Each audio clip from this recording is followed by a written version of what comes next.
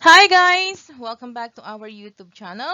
So for today's video, we will be discussing about the classroom rules. Let's start! Why are classroom rules important? Classroom rules are essential for creating a structured, safe, and respectful learning environment. They promote order, minimize distractions, and ensure that students understand what is expected of them, which maximizes learning time and keeps the classroom organized.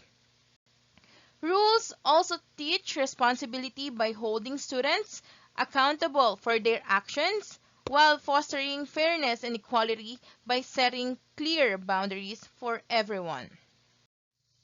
Great friends! When you arrive in class, always be kind and respectful. Share your possessions with your friends.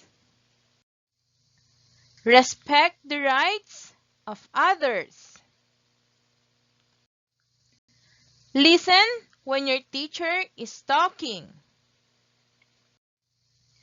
Keep your classroom organized. Study and submit your assignments on time. Have a positive attitude. Learn from your mistakes. Be honest and responsible.